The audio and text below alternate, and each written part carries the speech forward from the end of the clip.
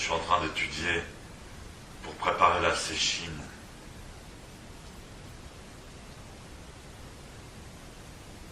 L'enseignement du Bouddha donné dans la Prajnaparamita.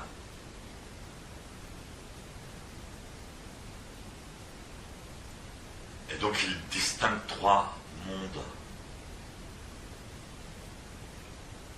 Le monde matériel, le monde immatériel et le monde du désir.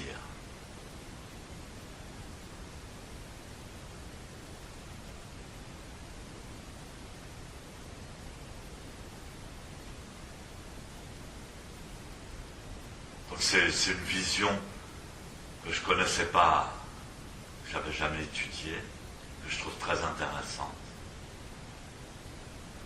Donc, pendant le zazen, ceux qui font zazen, qui expérimentent le zazen, ça se passe entre le monde matériel et le monde immatériel.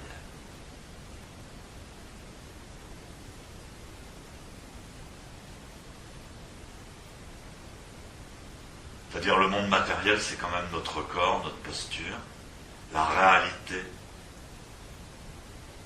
de notre matérialité, qu'on expérimente totalement, qu'on remplit totalement, qu'on incarne totalement pendant le zazen. On est complètement dans soi-même, on n'est pas éparpillé.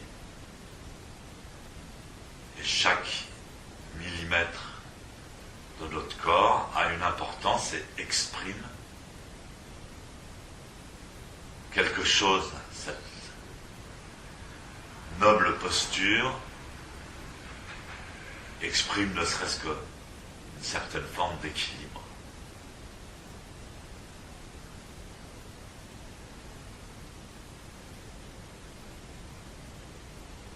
Et remplit notre conscience matérielle, du monde matériel.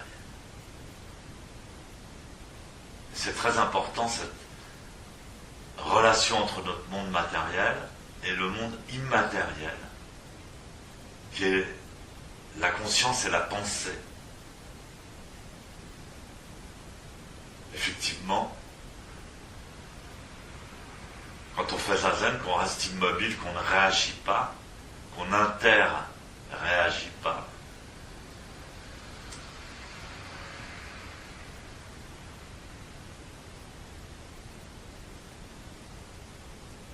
on va complètement, si on est concentré, intégrer sa pensée et sa conscience.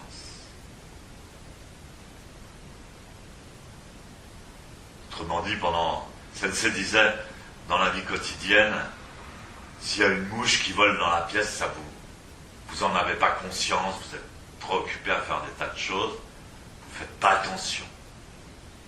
Vous ne faites pas attention à tous les détails de votre conscience et de votre pensée. Et pendant zazen, s'il y a une mouche qui vous tourne autour, vous en avez complètement conscience.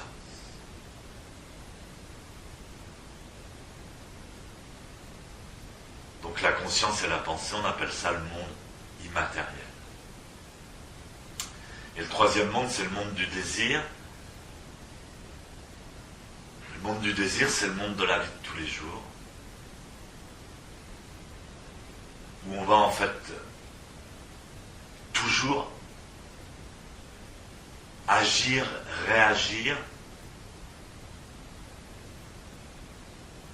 en fonction des... Quand on dit désir, ça peut être ou la peur ou le désir, c'est-à-dire ou bien poursuivre quelque chose ou bien fuir quelque chose. On l'appelle monde du désir parce qu'il va se décaler. Il va se décaler par rapport tout simplement à l'ordre cosmique, au mouvement naturel du cosmos.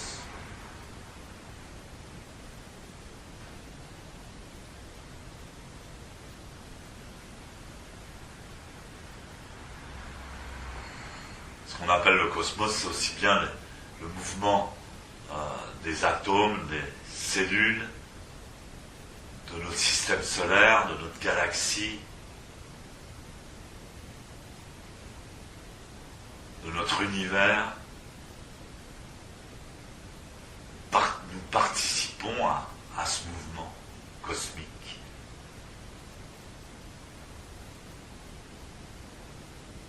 Dans le monde du désir, nous interagissons avec nos désirs et nos peurs.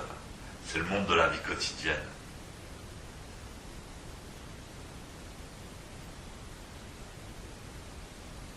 Et donc quand on fait zazen,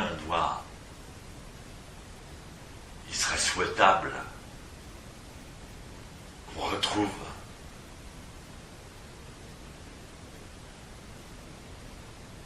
le point d'équilibre, aussi bien matériel que immatériel,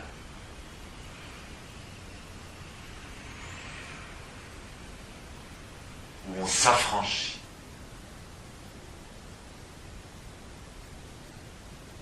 ne serait-ce que quelques secondes, même une demi-seconde, où on s'affranchit de l'interaction du monde du désir.